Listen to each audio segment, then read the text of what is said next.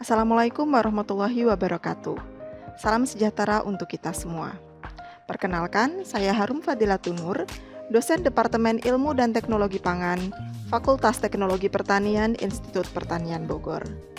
Pada video ini, saya akan memaparkan mengenai pernyataan diri dosen dalam unjuk kerja Tridharma Perguruan Tinggi atau PDDUKT-PT bidang pengajaran untuk keperluan pengurusan sertifikasi dosen tahun 2024. Saya mengajar mata kuliah terkait mikrobiologi pangan, seperti mikrobiologi pangan dan praktikum mikrobiologi pangan, teknologi fermentasi pangan, keamanan dan sanitasi pangan, HACCP untuk industri pangan, analisis pangan dan praktikum analisis pangan, inovasi pangan, dan lain-lain. Baik, pada kesempatan kali ini saya akan menjelaskan mengenai salah satu mata kuliah yang saya ampu, yaitu mata kuliah Food Fermentation Technology atau Teknologi Fermentasi Pangan. Mata kuliah ini terdiri atas 2 SKS. Mata kuliah Teknologi Fermentasi Pangan akan mendiskusikan penggunaan mikroorganisme dalam teknologi fermentasi dan juga bioteknologi. Beberapa topik yang akan di-cover dalam mata kuliah ini meliputi prinsip dan sejarah dari fermentasi, kemudian mikroorganisme, metabolisme mikroorganisme dan juga regulasinya, kemudian isolasi mikroorganisme, screening dan juga culture preservation, kemudian strain improvement, kemudian teknik dan kondisi fermentasi serta aplikasinya untuk produksi enzim, asam amino, alkohol, asam asetat, asam laktat, kemudian untuk fermentasi kapang, untuk produksi biomasa atau biomass, dan juga fermentasi dalam kadar garam tinggi yang banyak diimplementasikan di industri pangan. Selain itu akan dibahas juga mengenai preservation atau pengawetan dengan fermentasi, kemudian dampak kesehatan dari pangan fermentasi dan juga sumber dari mikroorganisme yang banyak digunakan untuk pembuatan fermentasi pangan atau pangan fermentasi, serta sistem fermentasi dan juga fermentornya. Mata kuliah ini didesain untuk memungkinkan mahasiswa dapat merancang dan juga mengaplikasikan proses fermentasi dan juga menganalisis faktor-faktor yang penting untuk proses fermentasi ya, dalam rangka menjamin mutu, shelf life atau umur simpan, dan juga keamanan dari pangan fermentasi, serta untuk meningkatkan dampak kesehatan dari produk pangan fermentasi tersebut. Ada 10 CPMK untuk mata kuliah ini. Yang pertama yaitu mendeskripsikan definisi dan juga prinsip dari pangan fermentasi serta sejarah dari pangan fermentasi dan perkembangannya di seluruh dunia. Kemudian CPMK yang kedua yaitu dapat mendiskusikan metabolic pathway yang berbeda ya, dari berbagai macam mikroorganisme yang banyak digunakan untuk fermentasi pangan. Kemudian yang ketiga, memperpanjang umur simpan dari mikroorganisme dan meregulasi metabolismenya secara efektif dan efisien.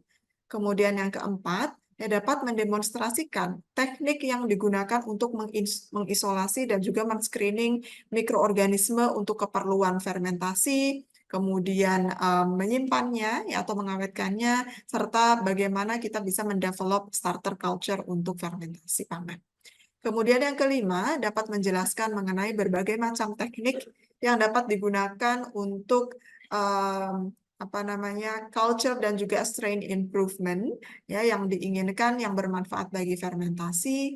Kemudian CPMK yang keenam yaitu dapat menjelaskan sistem fermentasi, operasi fermentasi, serta fermentor yang umumnya digunakan untuk large scale fermentation.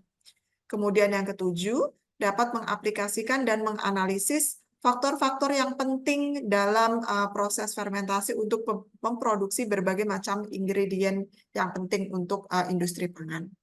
CPMK ke-8 yaitu dapat mengaplikasikan dan menganalisis faktor-faktor penting untuk produksi pangan fermentasi. Yang ke-9 dapat mengidentifikasi mikroorganisme dan proses fermentasi yang berkontribusi pada peningkatan umur simpan dan juga keamanan dari produk pangan fermentasi. Dan terakhir, dapat mengaplikasikan proses fermentasi dan juga memilih mikroorganisme yang dapat meningkatkan dampak kesehatan dari pangan fermentasi tersebut. Mata kuliah ini dirancang untuk dideliver secara sinkronus dan juga asinkronus. Secara sinkronus, ya, mata kuliah diberikan melalui metode ceramah, ya, melalui pertemuan face to face atau secara luring maupun secara daring via Zoom. Secara asinkronus, ya, materi ini disiapkan atau diupload di IPB Learning Management System atau New LMS. Ya, ada berbagai bahan kuliah yang diupload di sana seperti online quiz, kemudian discussion forum, kemudian video, bahan-bahan bacaan pendukung dan lain sebagainya. Baik, nah berikut adalah referensi-referensi yang banyak digunakan untuk mengembangkan mata kuliah ini. Misalnya adalah yang pertama ini dari Erdmann dan juga Bozoglu ya tahun 2016 dengan buku berjudul Food Microbiology Principles into Practice First Edition ya, dan juga bahan-bahan lainnya. Kemudian disediakan juga berbagai macam link bahan bacaan yang dapat memperkaya pengetahuan mahasiswa mengenai teknologi fermentasi pangan. Baik, nah berikut adalah rincian per topik. Ya. Misalnya yang pertama ini adalah Introduction and History of Fermentation yang akan dideliver melalui lecture, ya, diikuti dengan question and answer atau diskusi dan juga web-based discussion. Nah, mata kuliah ini juga merupakan mata kuliah yang memiliki pendekatan PBL. Ya, secara umum ada 4 tugas itu yang diberikan kepada mahasiswa. Yang pertama adalah discussion assignment yang diberikan pada minggu keempat dan juga minggu kelima. Ya, jadi ada group assignment di sini. Ya. Kemudian selain ada discussion assignment, ada juga 4 problem-based learning ya yang diberikan pada minggu ke-7 dan 8 ya untuk PBL yang pertama. Kemudian di minggu 9 dan 10 untuk PBL yang kedua. Kemudian minggu 11 dan 12 untuk PBL ketiga.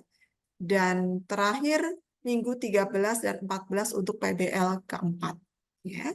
Jadi biasanya sistem delivery-nya ini pada minggu pertama PBL, ini dosen akan memberikan overview ya mengenai 2 topik yang di-cover dalam PBL tersebut. Jadi pada mata kuliah ini mahasiswa di-encourage atau didorong untuk dapat belajar secara mandiri. Ya, jadi dosen ini lebih berperan sebagai fasilitator ya saat diskusi di kelas ya maupun di luar kelas. Ya, mahasiswa sudah disediakan dengan berbagai macam bahan bacaan, video pembelajaran dan diharapkan sudah mempelajari topik tersebut sebelum ya mahasiswa datang ke ruang kelas. Ya, jadi pada minggu pertama PBL ini dosen akan memberikan overview singkat. Setelah itu diikuti dengan independent discussion oleh mahasiswa dalam kelompok-kelompok untuk topik-topik yang berbeda, ya, tergantung dari materi atau topik PBL-nya. Kemudian pada minggu kedua PBL ini akan ada presentasi, ya, diikuti dengan diskusi ya oleh kelompok yang ditunjuk.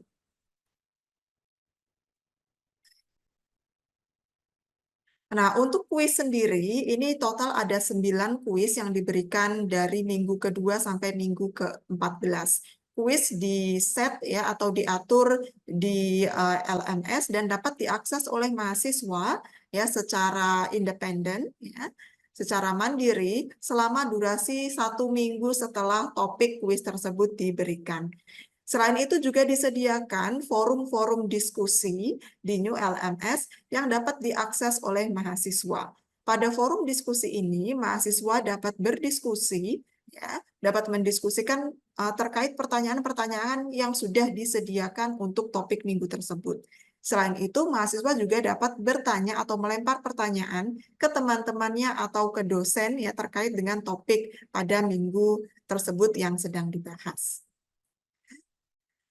Baik, nah untuk evaluasinya ya berikut adalah proporsi penilaiannya ya. Untuk midterm dan juga end-term exam atau UTS dan UAS secara tertulis ini berkontribusi terhadap total 30% dari nilai akhir mahasiswa untuk mata kuliah ini. Kemudian online quiz ya 9 online quiz ini akan berkontribusi terhadap 10% nilai akhir. Kemudian discussion assignment 5%. Ya, kemudian untuk PBL ini 40% yang terdiri atas 20% dari nilai papernya dan 20% dari nilai presentasinya. Kemudian partisipasi dalam web discussion ya di New LMS, kemudian saat presentasi dan juga in-class discussion ini berkontribusi terhadap 10% nilai. Dan terakhir ya peer evaluation ya khususnya terkait tugas-tugas kelompok ini akan berkontribusi terhadap 5% nilai akhir. Berikut adalah contoh rubrik penilaian yang kami gunakan untuk menilai discussion assignment. Jadi untuk discussion assignment ya penilaian dilakukan terhadap 3 aspek. Yang pertama adalah coverage terhadap poin-poin yang diminta untuk dibahas yaitu senilai 40%.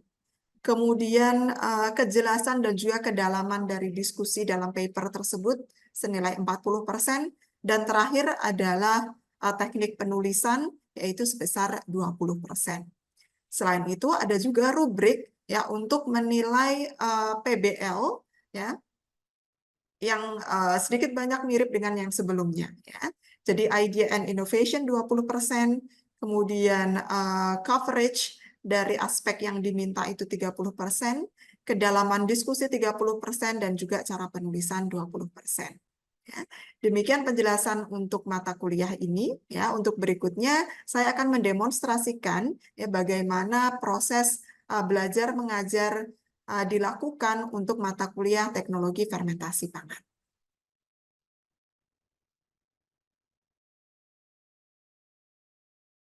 Selamat pagi semuanya. Assalamualaikum warahmatullahi wabarakatuh. Waalaikumsalam warahmatullahi wabarakatuh. Oke ya, selamat datang, selamat bergabung kembali di mata kuliah TPN 1321 Teknologi Fermentasi Pangan. Pada kesempatan kali ini kita akan berdiskusi mengenai topik ke-8 yaitu fermentasi asam laktat khususnya dalam pembuatan yogurt. Nah, setelah belajar di topik ini, Anda diharapkan dapat menjelaskan mengenai biosintesis asam laktat oleh bakteri asam laktat, kemudian mikroorganisme yang umumnya digunakan untuk fermentasi yogurt, kemudian mekanisme-mekanisme yang terjadi selama fermentasi yogurt, dan terakhir adalah proses pembuatan atau produksi dari yogurt itu sendiri. Oke, yogurt itu apa sih? Ya, yogurt adalah salah satu produk fermentasi susu oleh bakteri asam laktat. Ya, selama fermentasi, laktosa di dalam susu ini akan dikonversi menjadi glukosa dan galaktosa oleh bakteri asam laktat dengan memanfaatkan enzim beta-galaktosidase. Nah, yogurt sendiri ini memiliki struktur seperti gel yang sebenarnya merupakan network atau jejaring dari protein. Nah, apa yang terjadi ya saat gel itu terbentuk ya selama proses fermentasi? Nah, ilustrasi kasein micelle itu sebenarnya adalah seperti ini. Ya, jadi misal kasein itu adalah gabungan dari berbagai macam jenis protein yang membentuk misel ya atau globula kasein. Di bagian luarnya ini ada struktur protein yang namanya kappa kasein. Nah, di bagian luar ini, struktur dari kappa kasein ini membentuk semacam kita sebutnya rambut-rambut gitu ya, yang akan memberikan gaya tolak sterik dan juga elektrostatik dalam susu segar. Ya, makanya dia tidak menggumpal, karena antara micelle kasein 1 dengan yang lain ini saling bertolakan.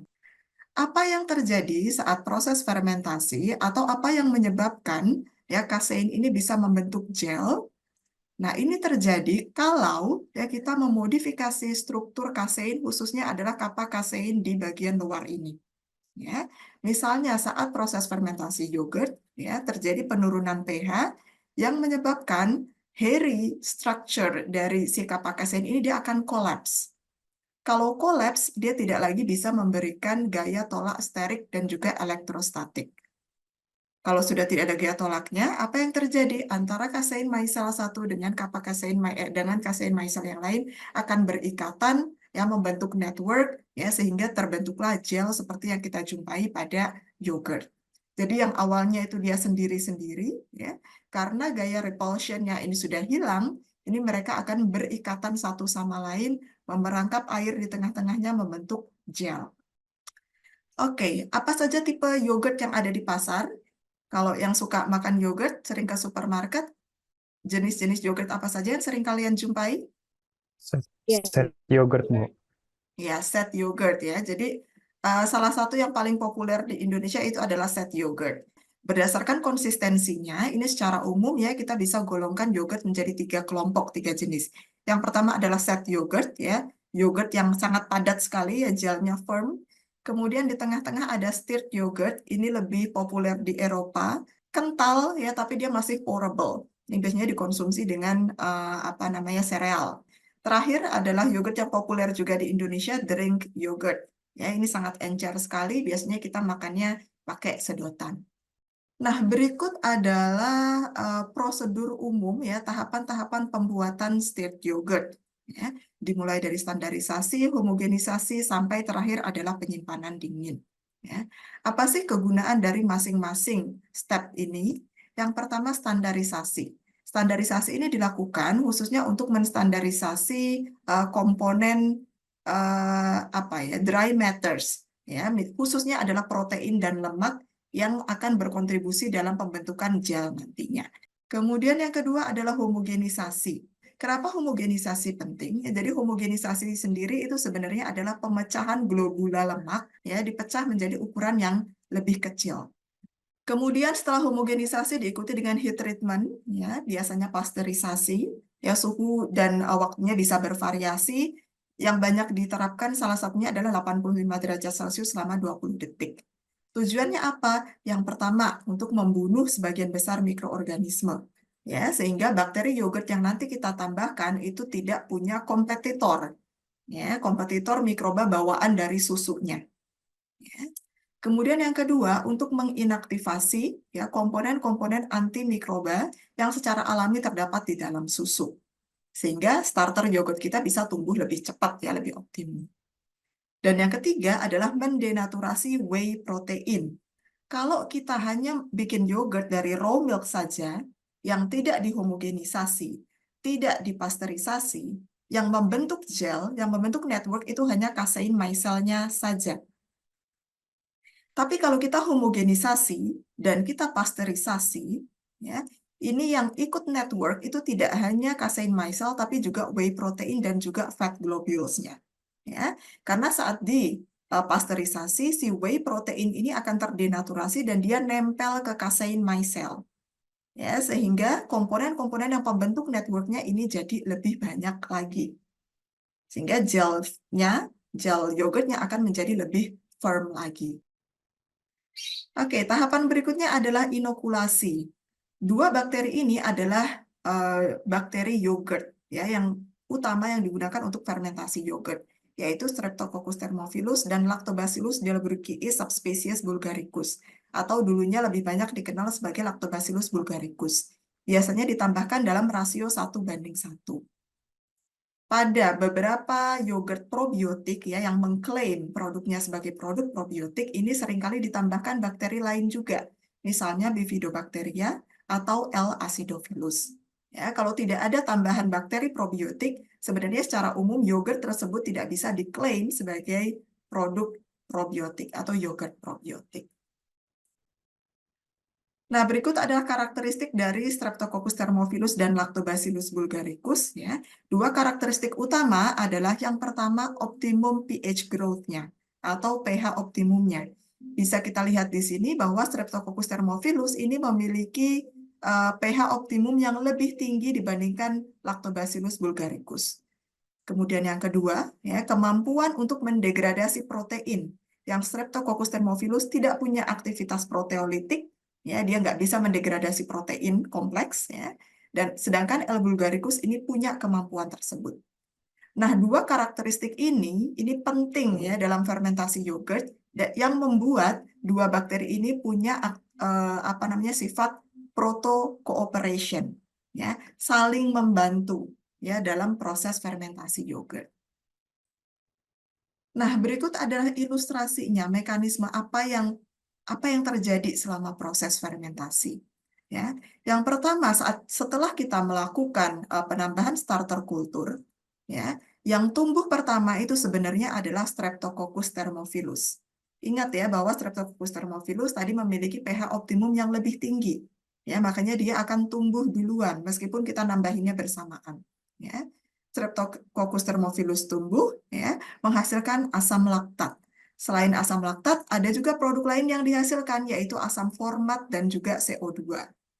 Nah, dengan dihasilkannya metabolit-metabolit ini, pH akan sedikit turun, ya, dan akan menstimulasi pertumbuhan Lactobacillus bulgaricus. Lactobacillus bulgaricus tumbuh, dia akan menghasilkan asam laktat, dan karena dia punya aktivitas proteolitik, ya, dia akan bisa memecah protein susu menjadi asam amino dan peptida. Ya.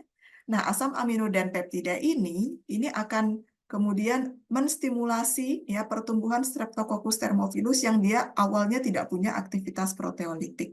Ya. Nah, kemudian seiring dengan berjalannya waktu, pH akan semakin turun, ya, sampai pada titik akhirnya si Streptococcus thermophilus ini akan terhambat pertumbuhannya. Karena si Lactobacillus bulgaricus ini dia relatif tahan asam, ya, dia akan terhambat terakhir kali. Ya, jadi walaupun kita tambahkan 1:1 di awal, pada produk akhir, yogurt di final produknya, ini komposisi proporsi antara S. thermophilus dengan L. bulgaricus ini berbeda. Ya, di akhir itu yang dominan akan L. bulgaricus. Ya, makanya kalau kita bikin yogurt dengan back slope fermentation, ini kadang-kadang kita tidak bisa mendapatkan cita rasa atau tekstur yang sama persis ya seperti yogurt komersial yang kita gunakan sebagai starternya. Oke, setelah proses fermentasi diikuti dengan proses cooling. Ya, biasanya kalau proses fermentasinya sudah hampir selesai, ya, di pH sekitar 5, gitu ya, ini mulai kita simpan di lemari pendingin untuk menurunkan kecepatan fermentasinya, karena mikrobanya kan akan terus tumbuh. Ya. Nah, untuk produksi stirred yogurt, ya, ini biasanya akan ada penambahan flavor, misalnya pewarna, perisa, potongan buah, dan seterusnya, ya, diikuti dengan mixing atau stirring, ya, untuk mendapatkan konsistensi yang kental dan juga homogen. Kemudian diikuti dengan packing, ya. Ideally ini disimpan di kemasan yang tidak tembus cahaya, ya, dan tidak tembus oksigen juga, ya, untuk menghindari atau memperlambat oksidasi lemak, ya, karena kadar lemaknya juga cukup tinggi di susu. Terakhir, penyimpanan dingin, ya. Dan untuk produk yogurt sendiri, ini shelf life-nya atau umur simpannya, ini secara umum ini dibatasinya adalah dari segi sensori, ya, bukan karena pertumbuhan spoilage bakteria atau karena faktor keamanannya. Jadi faktor pembatas ya dari shelf life yogurt ini adalah sensorinya. Karena mikrobanya ini terus hidup ya, terus dia fermentasi, lama-lama produk yogurtnya ini akan menjadi terlalu asam atau terlalu pahit untuk dikonsumsi. Ya, jadi secara umum masih aman untuk dikonsumsi, tapi dari segi sensori sudah tidak bisa diterima.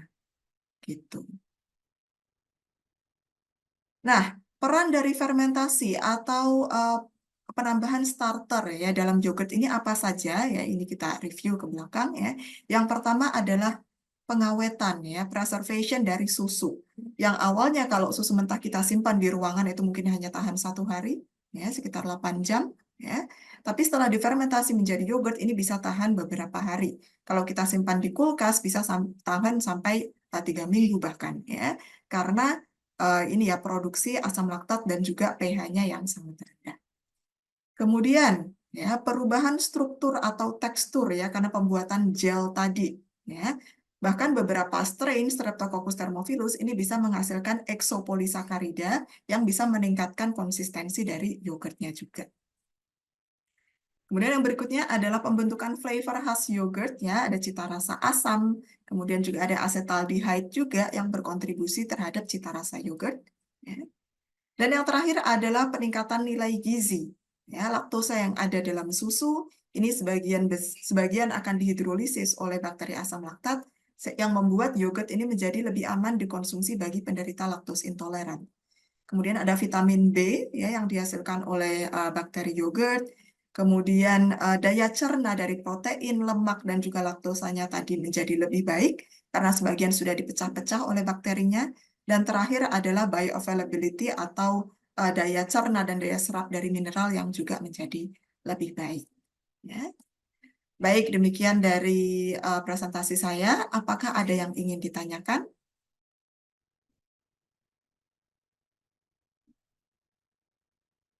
Ya, silakan Latifa Novianti Liantin. Baik, terima kasih Ibu Harum untuk penjelasan terkait yogurt.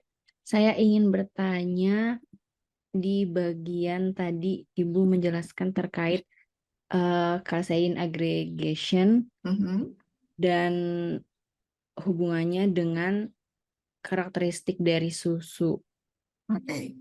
Nah, itu untuk mengapa casein aggregation itu bisa mempengaruhi karakteristik dan apakah di industri sendiri sudah diterapkan mungkin kayak memanipulasi sifat kaseinnya jadi mungkin nanti produknya bisa lebih baik seperti itu Ibu. Oke, baik. Terima kasih atas pertanyaannya ya, Liantin. Oke, jadi secara alami kasein ini dia terdistribusi secara merata di dalam susu. Ya, jadi kalau kita lihat susu segar, terus kemudian susu UHT atau susu pasteurisasi, ini kan tidak ada gumpalan-gumpalan sama sekali, ya kan? Ya. Kenapa? Karena kasein micelle-nya ya itu dia tersebar secara merata, ya. Dan warna putih dari susu itu sebenarnya adalah dari kasein micelle ini, ya. Kemudian apa yang terjadi kalau dia membentuk agregat? Ya, mulailah kita melihat ada gumpalan-gumpalan, ya, atau gel. Ya, misalnya kalau dalam yogurt ya, dia menggumpal ya, membentuk gel. Kalau di set yogurt kita bisa lihat ya, yang awalnya susu itu encer sekali, dia tiba-tiba menjadi sangat padat. Yang kita tuang aja nggak bisa, harus kita sendokin. Ya, itu adalah perubahannya. Pun juga di keju juga seperti itu. Bedanya adalah kalau di keju itu dia jauh lebih padat karena kita pisahkan whey-nya. Kita pisahkan cairannya. Jadi kejunya ya setelah membentuk curd, membentuk gel itu kita press. Airnya dikeluarkan. Sehingga gel yang ada di keju itu jauh lebih padat dibandingkan dengan gel yang ada di yogurt. Ya, jadi bedanya itu. Kemudian, apakah industri sudah memanfaatkan ya, mekanisme ini untuk produksi produk olahan dairy mereka?